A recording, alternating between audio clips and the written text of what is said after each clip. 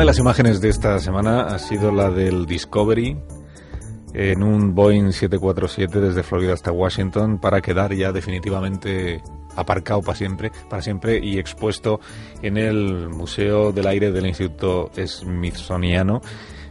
Por sí mismo el hecho pues puede parecer una anécdota, pero ocurre que es que el Discovery ya estaba muy viejo y había que retirarlo del servicio. Y estamos ante el final de una era, ¿no? En los últimos 30 años nos habíamos acostumbrado a ver lanzar al espacio estas naves con forma de avión y eso ya pues no vamos a volver a verlo. Terminó el pasado verano, de hecho, la era de los transbordadores espaciales. Y hoy queremos hablar, en nuestro espacio dedicado a la ciencia, de la carrera espacial, del programa de los transbordadores, lo que deja atrás de sí y lo que se puede esperar para el futuro. Alberto Aparici, cuéntanos, buenas tardes lo primero, ¿cómo estás? Muy buenas tardes, Carlos, muy bien. A ver, para empezar, ¿qué tenían de especial estas lanzaderas? Cuéntame. Bueno, pues a ver, lo primero que hay que tener en mente para entender lo que tenían de especial es cómo era la carrera espacial antes de ellas, ¿no? En los años 60, que en muchos sentidos fueron la gran época, la época dorada de la exploración espacial, la prioridad de ambos bloques, tanto Estados Unidos como la URSS, era demostrar que podíamos mandar hombres al espacio, ¿no? Esto lo logramos, por un lado, cuando los rusos, los soviéticos, mandaron a Yuri Gagarin allá arriba, y por otro lado, cuando los estadounidenses consiguieron mandar el primer viaje tripulado a la Luna, ¿no? Sí. Entonces, en esta década, los viajes, pues prácticamente cada uno era una especie de aventura, ¿no? Cada uno era diferente.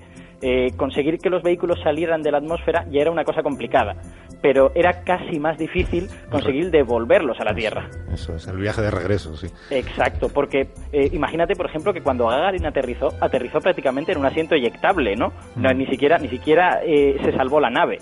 Piensa que las naves, al reentrar en la atmósfera, van a toda velocidad y es necesario frenarlas, o de lo contrario, pues evidentemente claro. Los astronautas no sobreviven, ¿no?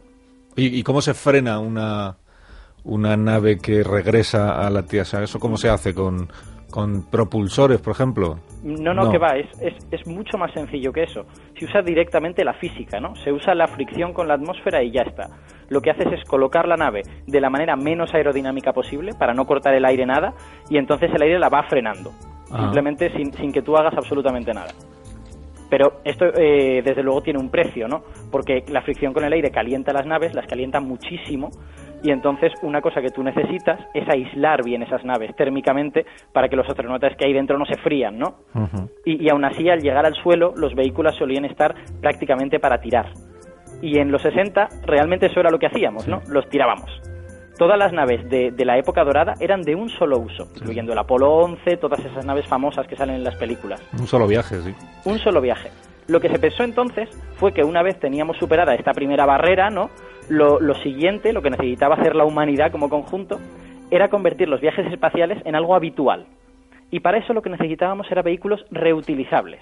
Naves espaciales realmente como las de las películas, ¿no? Que aterrizaban y volvían a salir y luego volvían a bajar y volvían a subir. Las lanzaderas fueron ese vehículo. Se diseñaron para convertir los viajes espaciales en una rutina. Bueno, en ese sentido entonces cumplieron con el objetivo, ¿no? Porque se han utilizado durante 30 años. Bueno, digamos que a medias. Porque sí es verdad que se llevaron a cabo 135 misiones con las 5 lanzaderas, pero lo cierto es que ha salido mucho más caro de lo que se planeaba en un principio. Es decir, la razón para usar un vehículo reutilizable era que resultaba más barato que uno que tirabas después de usar. La idea era, tú te gastabas mucho dinero al principio, construías un aparato mucho más complicado que el Apolo 11, pero luego a base de usarlo mucho amortizabas todo eso y te resultaba barato. Y en ese punto es donde el programa falló, porque inicialmente la idea inicial del programa de las lanzaderas en los años 70 era hacer un vuelo por semana. Es decir, usar la lanzadera de forma muy, muy rutinaria para poner satélites en órbita, para llevar gente a las estaciones espaciales. Claro, esto se correspondía a la visión de los 70, ¿no? Cuando acababan de venir de esa época dorada y pensábamos todos que el futuro estaba allá arriba y que esto no lo podía parar nada.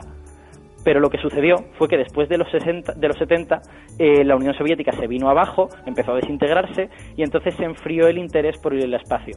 Así que lo que le sucedió a las lanzaderas inmediatamente era que se quedaron sin trabajo, que todas las cosas que se suponía que iban a hacer pues no estaban ahí.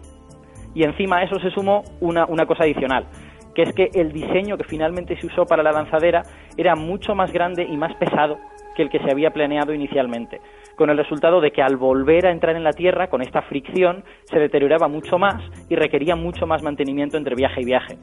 Es decir, que esto de usar una lanzadera por semana era totalmente inviable, además por partida doble. Ya. Bueno, entonces lo que me estás diciendo es que las lanzaderas en el fondo han sido un fracaso. Bueno, a nivel económico, supongo que debería decirte que sí. Es posible que hubiera sido más barato hacer todo esto que hicimos con ellas utilizando vehículos de un solo uso. Pero tampoco hay que perder de vista los grandes logros que tuvieron, ¿no? Por ejemplo, el telescopio espacial Hubble, que pasa por ser uno de los instrumentos científicos más exitosos de la historia, fue puesto en órbita por el Discovery y fue reparado en varias ocasiones también utilizando lanzaderas espaciales. Y sin ese tipo de mantenimiento no habría sido tan exitoso como fue. Ajá. Además, las lanzaderas también demostraron que realmente podíamos construir vehículos reutilizables, que eso era algo que estaba en duda antes de poder hacerlo. Lo que sucede es que tenemos que aprender de toda esta experiencia y aprender a ser menos optimistas y mucho más realistas en las previsiones, que es lo que falló con todo esto de las lanzaderas. ¿Tú crees que esa es la razón por la que se ha cancelado finalmente el programa de los transbordadores? Bueno, no hay una sola razón por la que se cancela el programa. Un programa es una cosa muy complicada. Yo creo que lo probable es que no.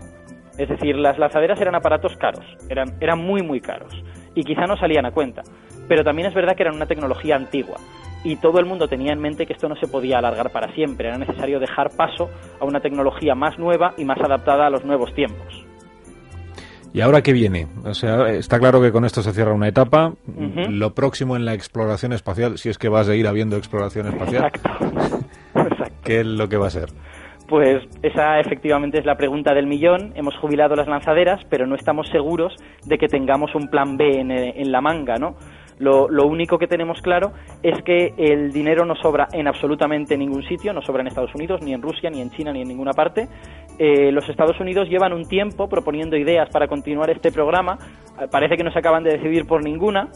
Por ahora, para llegar a la Estación Espacial Internacional, que ahí sí que están involucrados, van a seguir usando la Soyuz, la nave rusa, que es una nave vetusta, se viene usando desde hace 50 años, pero que solo ha tenido un solo accidente en esos 50 años. Es una nave que funciona muy, muy bien.